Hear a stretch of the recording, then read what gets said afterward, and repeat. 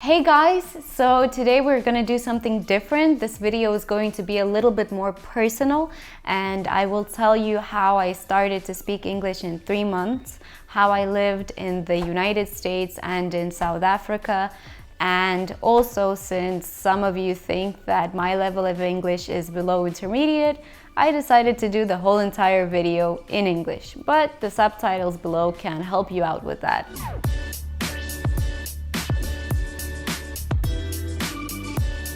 I moved to South Africa when I was 5 years old, and that was because my parents were working as diplomats in the Ukrainian embassy in South Africa.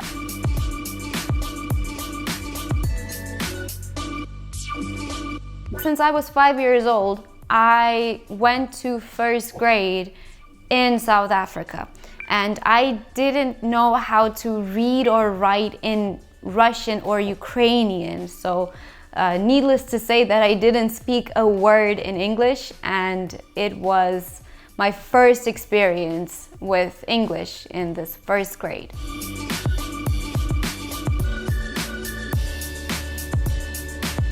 Once again, I didn't speak a word in English, and my mother didn't really bother helping me out with this. That is so sad. I didn't have any tutors or like special teachers that helped me study English. I just was thrown into this environment where I had to figure it out on my own. And I think that the thing that helped me out the most was that I listened. I listened a lot, and everybody around me was speaking English, so I had no choice. I really had no choice. I'm just listening today. And I just had to start speaking English. And this is actually the reason why I started to work here in Space Year, because I realized that students are thrown into this English-speaking environment where they have no choice but to speak English. Even if they don't know like very basic things, or they don't know grammar, or they don't have enough vocabulary. It's just how it's the same as I was learning English, you know? I was thrown into an environment and I just had to figure it out on my own. And the same thing is here.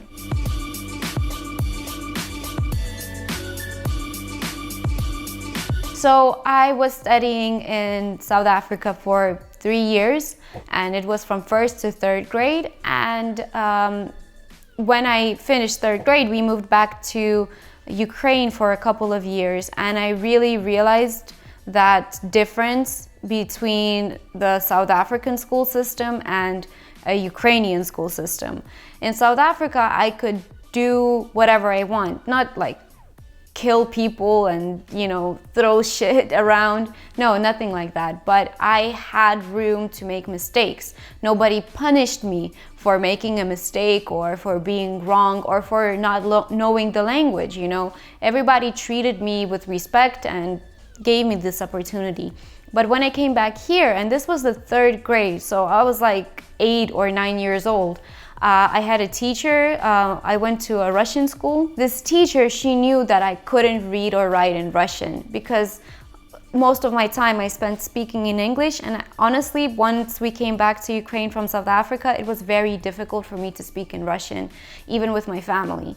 So she knew this. She knew that I didn't know the language very well. She put me in the front of the class, and she asked me to read out loud like passages from books. And we're gonna be reading aloud. I felt like I was being publicly humiliated and punished for not knowing something, and that is a terrible thing. I think that's one of the biggest differences between our school systems, that we get punished for mistakes, whereas in South Africa it wasn't like this.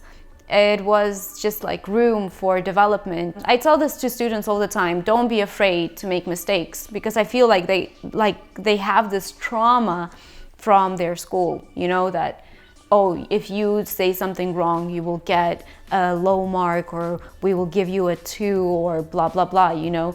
It doesn't matter. Like, language is about learning, and it's about like making mistakes. That's how you learn.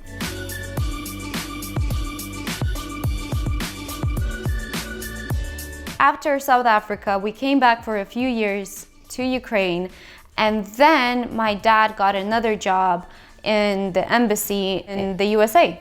So we moved there and we lived there for about 5 years. And that's how I got to the US. And once again, I went there to an English-speaking school, and that's it.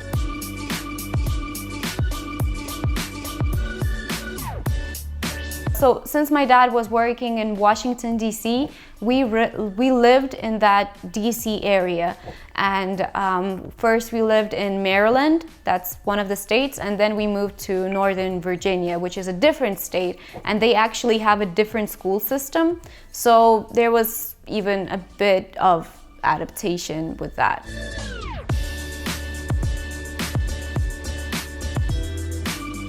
I studied in the US for 4 years, I guess, because I went to 6th grade, 7th grade, 8th grade, and 9th grade. Yeah, so 4 years of school in the American school system. I remember that feeling when I came back from Ukraine to the US and everybody around me was speaking English, and I realized that it's much more comfortable for me to speak English than to speak Russian.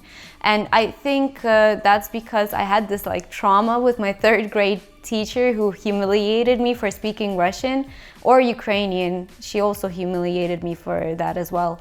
And I realized that in English, it's so much more easier. I feel more comfortable, and actually, like some of you say that you use your hands a lot, like you gesture a lot. In English, I'm a whole different person. I'm way more calm. I don't use my gestures so much, and it's just easier. It feels like home. When I speak English, I feel comfortable and I feel safe.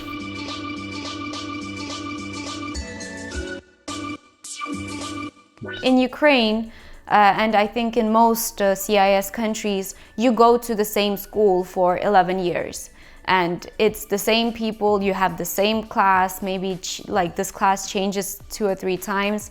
In the US, it's totally different. You have, like in there, they have elementary school, which is from 1st grade to 5th grade or to 6th grade. It depends on which state you live in.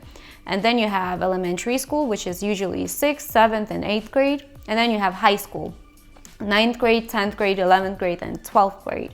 I had the opportunity to go to all of these schools. So I went to elementary school for 1 year, and then I went to middle school, and then I had 1 year in high school. And the experience is totally different. You know, they say that the Ukrainian school system or like post-Soviet school systems is like the best kind of way to learn something because we have like really good and strong programs, we give so much knowledge and blah, blah, blah. I do agree with that, when I came back from the US to 10th grade in Ukraine, my classmates were smarter than me like they knew more about physics, chemistry, biology, math, and so on. But what they lacked was, you know, the ability to learn and the ability to formulate their thoughts. And that is something that I learned in the US, you know, that, for example, when you have Ukrainian classes right here in our schools, you focus on like grammar. I still remember dia vidminki and all of that stuff, and it's useless. Honestly, I don't use this. I know how to read and write accurately, but I don't need these grammar rules. In the US, English classes were about reading, and we didn't have to read like 10 books in 1 month. We had to read 1 book in a semester, and we had to analyze it, and we had to write a lot of essays about it. I mean, that's at least my experience. I don't know if that's true about all schools, but that's my experience. The focus was on like building your soft skills, not your hard skills, you know? And I think that's very important. And I think that's where we need to change our school system.